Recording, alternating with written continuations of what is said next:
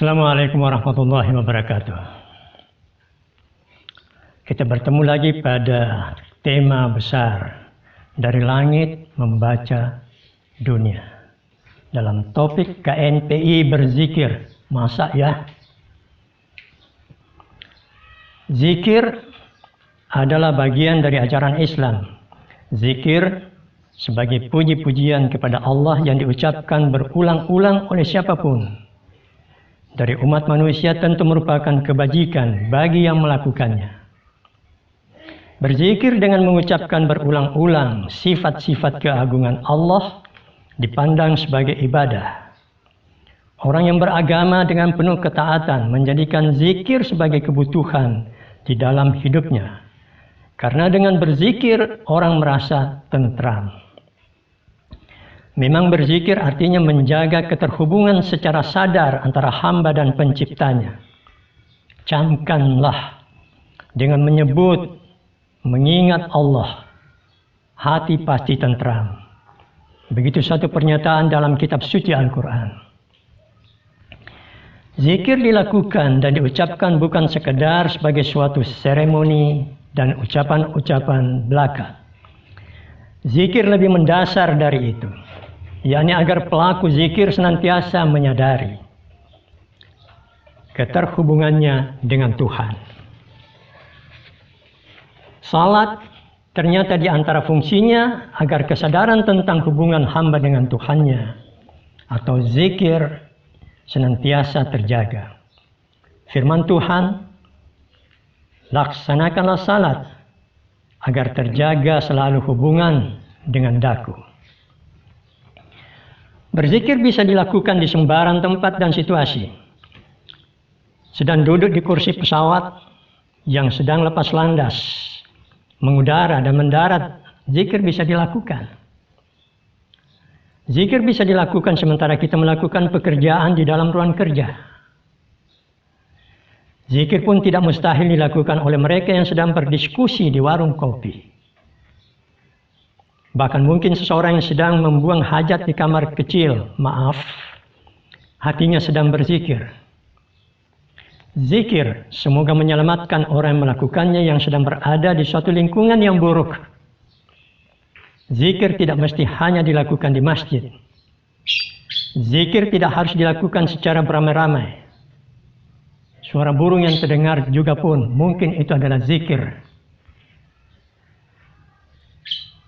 Silahkan lakukan zikir, walau tidak ada undangan resmi untuk itu. Jangan baru berzikir kalau ada undangan cetak yang ditandatangani si fulan. Jangan baru mau berzikir kalau zikir itu dilakukan ramai-ramai di pelataran masjid atau di lapangan. Cobalah rasakan nikmat zikir ketika ia dilakukan sendirian. Silakan Anda menangis di dalam zikir yang sendirian dan merasakan nikmat zikir itu pada setiap tetes air mata Anda. Jangan Anda menangis dalam zikir beramai-ramai karena terpengaruh oleh orang lain yang menangis atau karena retorika pemimpin zikir. Menangislah dalam zikir karena Anda hanya berdua dengan Tuhan di depannya. Anda sendirian memujinya. Tidak ada yang melihat selain Dia. Pemirsa yang budiman, KNPI berzikir di sebuah masjid besar di kota ini. Berita yang saya baca, KNPI berzikir. Syukurlah kalau sebelumnya tidak. KNPI mengundang orang lebih banyak untuk berzikir, syukurlah. Kalau memang sebagian yang hadir itu menambah jumlah orang yang berzikir dari sebelumnya. Saya tidak tahu apa yang mau dicari oleh zikir KNPI, Komite Nasional Pemuda Indonesia. Sebab undangan perhelatan pemuda berzikir di Masjid Raya waktu itu tidak dilampirkan tornya. Kok berzikir pakai tor? Ya supaya Tuhan tahu detail upacara berzikir itu. Selain kita manusia. Kok begitu? Masa Tuhan tidak perlu tor untuk tahu detak-detak niat anak-anak muda yang menyelenggarakan zikir itu? Astagfirullah. Karena berita tidak lengkap dan saya tidak hadir, dan olehnya itu saya tidak tahu kondisi zikir KNPI. Akan tetapi, semoga saja zikir KNPI tidak berkaitan dengan soal rakyat susah BBM, soal korupsi banyak lapis petinggi bangsa ini, soal merusak kompleks Jamaah Ahmadiyah, soal menyusahkan jamaat Syiah, dan seterusnya. Kenapa KNPI sebagai anak-anak muda dan bersemangat muda dan kuat tidak memilih cara selain berzikir untuk mengatasi soal-soal bangsa ini?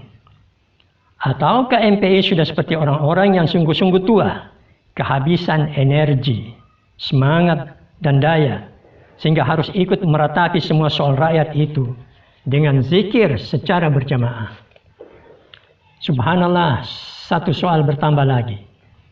Anak-anak muda bangsa kehilangan energi dan daya pikir untuk mengatasi kesusahan rakyat. Mudah-mudahan tidak demikian.